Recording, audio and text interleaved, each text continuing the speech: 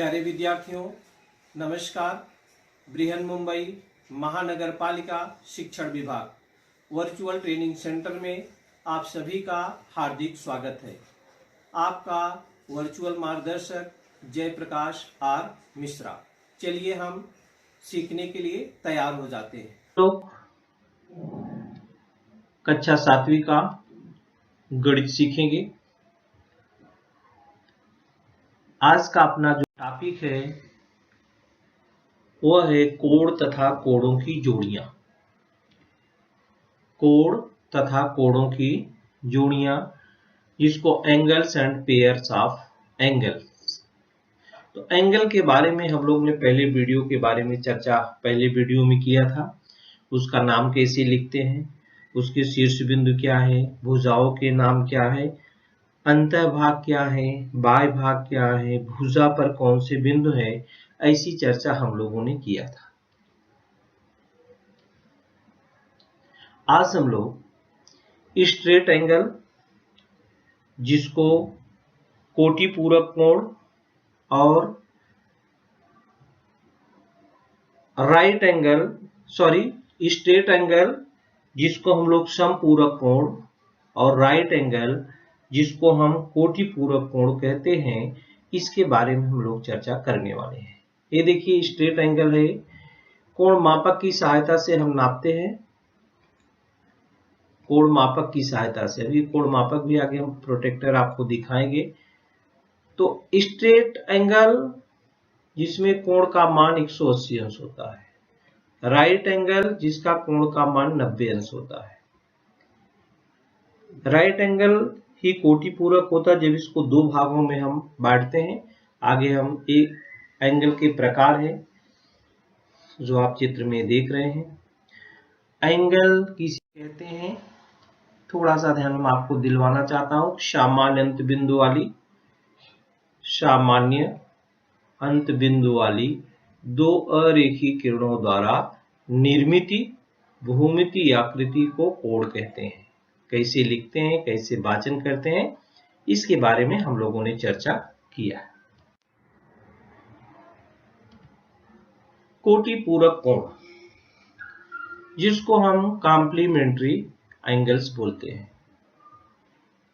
कोटि पूरक कोण आप राइट एंगल से भली भांति परिचित है, जिसका मान 90 अंश होता है। देखिए समकोण, एक समकोण बना लो, कोण PQR। ये देखिए ऐसा एक कोण PQR यहां पर दिखा रहा है समकोण, इसका मान है 90 अंश। फिर इस पर एक कोई बिंदु ले लो, यस कहीं भी ले लो, और यस क्यू को मिला दो। उसके अंतः भाग में, बाह्य भाग में मत जाना बच्चों, उसके अंतः भाग में एक बिंदु ले लिया यस, और यस और क्यू को क्या कर दिया गया है, यहाँ पर मिला दिया गया है। देखो यस और क्यू को मिलाया है, दिखाया हुआ है। यस क्यू को आप क्या कर दिए, मिला दिए। अब आप पूरे कोण को, ये देखिए इतने पूरे कोण को आप जानते हैं कि इसका मान 90 अंश है, लेकिन अब यह कोण और यह कोण मिलकर के कितना अंश होगा, दोनों मिलकर के 90 अंश होंगे। दोनों मिल करके ये किरण QS खींच दिया, और खींचने के बाद अब दो कोण बन गए।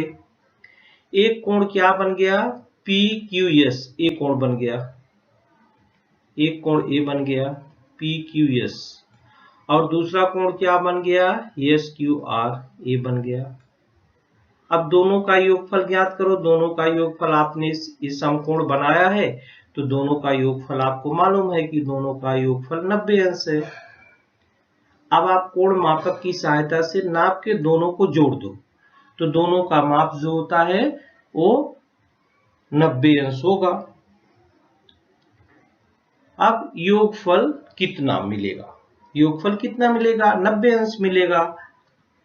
तो यहां पर जिन दो कोणों के मापों का योगफल क्या हो, 90 अंश हो। ये देखिए जिन दो कोणों के मापों का योगफल 90 अंश हो, उन कोणों को एक दूसरे का कोटि पूरक कोण कहते हैं। अगर ये 50 अंश है, समझो क्या है 50 अंश, कोण को हम अंश में नापते, ये 50 अंश है, तो 50 अंश कोण का कोटि पूरक कोण कितना होगा, तो 50 और 40 90 होता है, ये होगा 40 अंश। अगर ये 50 अंश है तो ये क्या हो जाएगा 40 अंश। तो 50 अंश माप वाले कोण का कोट पूरक कोण का मान होगा 40 अंश। तो 40 कैसे आया, 90 में से 50 आपने क्या किया, घटा दिया है, तो 40 अंश आ गया है। तो इस प्रकार से कोण दिया है, उसके कोटि पूरक कोण का मान पूछा जाता है, तो 90 में से उस कोण को हम घटा देते हैं और कोटि पूरक कोण का मान आ जाता है। बच्चों बहुत ही आसान है। यहाँ पर आकृति में बने कोण, ये देखिए, एक कोण ABC है, कोण ABC का मान दिख रहा है 40 अंश है। कोण PQR है, इसका भी मान 50 अंश है। अब दोनों कोण को आप जोड़ दो, कोण ABC धन कोण MQR बराबर कितना अंश हो गया बच्चों, 90 अंश हो गया। तो एक ऐसे कोण है, दोनों को अगर एक साथ आपने जोड़ दिया है तो कोण ABC तथा कोण PQR के मापों का योग 90 अंश है। कितना अंश है, देखिए 90 अंश है। तो कैसे कोण कहलाएंगे, ये परस्पर कोटि पूरक कोण है। जब दोनों कोणों का मान 90 अंश हो जाएगा तो वह एक दूसरे के कोटि पूरक कोण है। ये 50 अंश है, अगर दूसरा नहीं दिया रहता तो दूसरे कोण का मान क्या निकालते, 40 अंश निकालते। इस प्रकार से दोनों कोणों के मापों का योग अगर 90 अंश है तो वे एक दूसरे के कोटि पूरक कोण कहलाते। यहाँ देखिए 70 अंश माप वाले कोण के कोटि पूरक कोण का मान कितना होगा। चलो मान दिया है, कितना दिया है देख लेते हैं।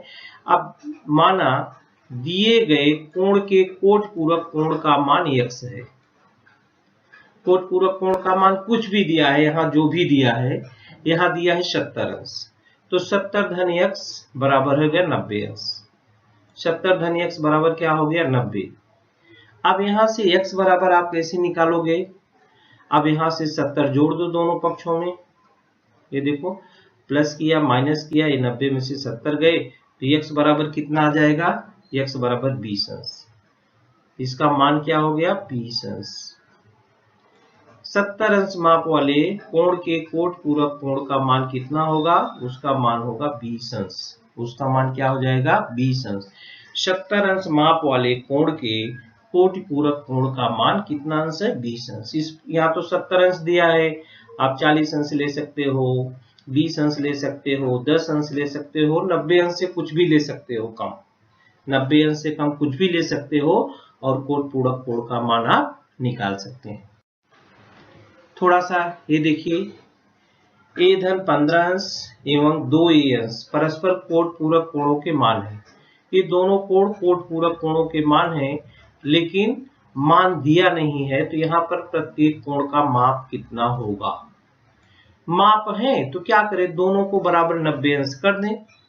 दोनों को क्या कर दें, a धन 15 पहले कोण का माप है, 2a दूसरे कोण का माप है, तो बराबर लिख दिया कितना 90 अंश। अब 2a और a, एक a, 3a धन 15 बराबर 90 अंश, 3a धन 15 बराबर 90 अंश। a का मान निकालना हमको, तो 3a बराबर क्या हो जाएगा, बराबर 90 में से 15 घट गए 75 हो गया। अब यहाँ से a का मान कितना हो जाएगा, a बराबर 25 अंश। तो अब दोनों कोण, एक कोण का मान a धन 15 है, ये देखिए बराबर, और दूसरे कोण का मान 2 है, दोनों कोण निकाल लीजिए। तो बराबर a धन 15, a के स्थान पर 25 रख दो तो पहला कोण आ गया 40 अंश। दूसरे कोण का मान 2a, तो 2 गुणे 25 हो गया बराबर 50 अंश। तो दोनों, एक कोण का मान हो गया 40 अंश और दूसरे कोण का मान क्या हो गया 50 अंश। कोटि पूरक है तो 50 40 जोड़ दीजिए, 90 अंश हो जाएगा। इस प्रकार के भी अगर सवाल हम शाब्दिक दिए हैं तो उनके मान हम आसानी से निकाल सकते हैं। ये क्या है, कोण मापक। इससे हम ये देखिए, इसका जब इसको हम लाइन पर पूरा रखते हैं तो सीधा सीधा लाइन पर पड़ता है। यहाँ से हम कोण इसकी सहायता से पढ़ते हैं, आगे हम आपको दिखाएंगे कैसे होता है। ये देखिए सप्लीमेंट्री एंगल्स, एक रेखा दी गई है यहाँ पर, ये देखिए एक रेखा दी गई है AC, इसका नाम है AC। रेखा पर स्थित बिंदु B से एक किरण जो होती है BD खींची गई है। यहाँ कितने कोण है? तो 2 कोण है। अब कोण मापक की सहायता से हम कैसे नापते? देखो यहाँ पर एक B बिंदु है, लाल कर दे रहे हैं। अब इसका जो A वाला बिंदु है यहाँ पर, ये चाँदे वाला A B बिंदु, ये दोनों एक लाइन के सीधे, ये जो लाइन है बच्चों देखो, ये लाइन कोण मापक आपके हाथ में रहेगा, ये लाइन सीधा इस लाइन पर आप रखेंगे और इसका बीच का जो 90 अंश वाला ये भाग है वो यहाँ पर B बिंदु पर होना चाहिए। B बिंदु पर रहेगा तो आप बता सकते हैं कि वो कितने कोण है। इस प्रकार से आप नाप सकते हो।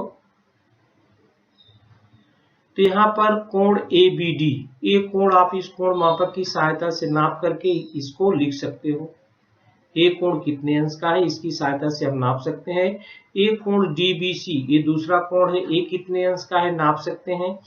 अगर समझो 120 अंश है, मैं अंदाज के लिख रहा हूँ, नाप के बराबर नहीं लिख रहा, आप लोग नाप के लिखना। 120 अंश है तो ये आएगा, ये 60 अंश आएगा। कितना अंश आएगा? 60 अंश।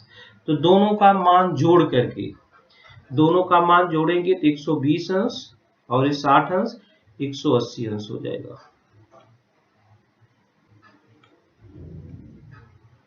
अंश। तो जिन दो कोणों के मापों का योगफल 180 अंश हो, जिन दो कोणों के मापों का योगफल 180 अंश हो, उन्हें एक दूसरे का समपूरक कोण कहते हैं। यहाँ पर कोण ABD और कोण DBC, ये दोनों कोण, ये कोण और ये कोण, ये दोनों परस्पर क्या, कौन से कोण हैं? ये दोनों परस्पर समपूरक कोण हैं। ये दोनों कोण बच्चों कैसे कोण है? समपूरक कोण है। तो समपूरक कोण का मान 180 अंश होता है और एक कोण दिया है, उसका समपूरक कोण माप ज्ञात करना है। तो 180 में से हम उस कोण को जितना अंश दिया गया घटा देते हैं तो समपूरक कोण का मान हमें मालूम हो जाता है। आगे चलते देखते हैं। 135 अंश माप वाले कोण के समपूरक कोण का मान ज्ञात कीजिए। कैसे लगाएंगे बच्चों? देखो, समपूरक कोण का मान P अंश मान लेते हैं। समपूरक कोण का मान कितना अंश माना? P अंश। अब क्या करेंगे? इसको समपूरक कोणों के मापों का योगफल लिख लिया, 180 अंश होता है। तो कैसे लगाएंगे? 135 धन P बराबर 180, यहाँ से P का मान निकाल लेंगे।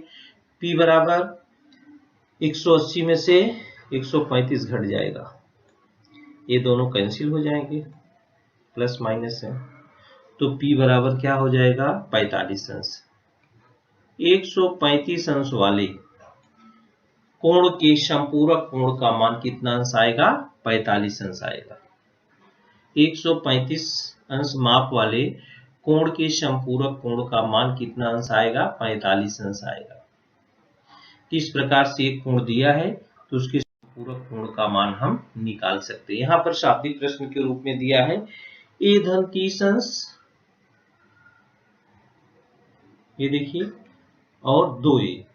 ये परस्पर समपूरक कोणों के माप हो तो प्रत्येक कोण का माप कितना होगा? दोनों को जोड़कर बराबर 180 लिख दीजिए, बहुत ही आसान है। A धन 30 धन 2A बराबर 180, तो 2A और A 3A हो गया। ये देखिए A यहाँ पर है और 2A यहाँ पर है, 3A बराबर 180 ऋण 30, तो 3A बराबर कितना आ जाएगा? 180 में से 30 घटा देंगे तो हो जाएगा 150। तो A बराबर कितना हो जाएगा? बराबर 50, 3 × 5 = 15। अब A का मान आ गया 50। A धन 30 अंश वाले कोण का मान कितना होगा? A धन 30 बराबर 50 धन 30 बराबर कितना हो गया? 80 अंश हो गया।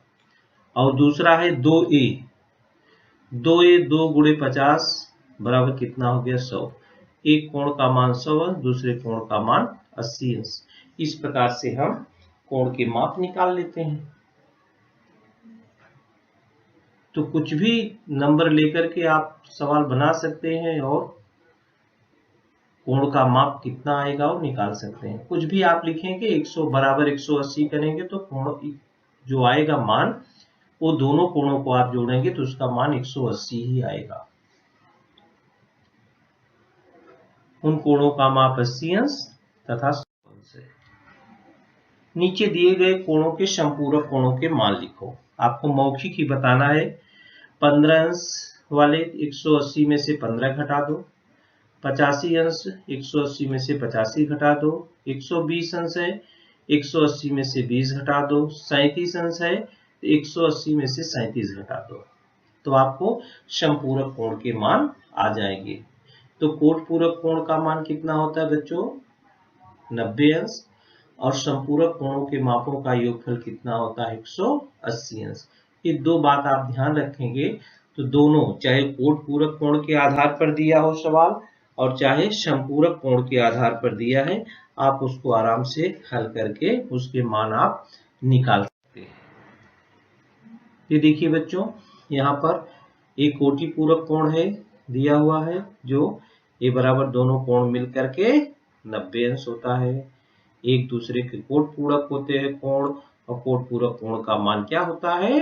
90 अंश। चित्र में दिया गया है। यहाँ पर देखिए, इस कोण का मान 104 अंश है, इस कोण का मान 76 अंश है। दोनों कोणों को जोड़ दिया गया है। दोनों कोणों को जोड़ने पर मान कितना आया है? ये देखिए, गोला रेखा इस प्रकार से 180 अंश आ गया है। ये है कोट पूरक कोण और ये है समपूरक कोण। दोनों कोण मिलकर के 90 अंश का मान बनाते हैं। यहाँ पर दोनों कोण मिलकर के 180 अंश की रचना करते हैं। इस क्लास से बच्चों, आज हम लोगों ने इस वीडियो में कोटि पूरक कोण और समपूरक कोणों के बारे में जानकारी लिया। तो प्यारे बच्चों, इस वीडियो में आज के लिए इतना ही। Thank you. प्यारे विद्यार्थियों, हमने जो आज सीखा, हमें पूर्ण विश्वास है आप उसको अच्छी तरह से सीख चुके हैं और उसका आप अच्छी तरह से अभ्यास भी करेंगे। आज के लिए इतना ही। धन्यवाद।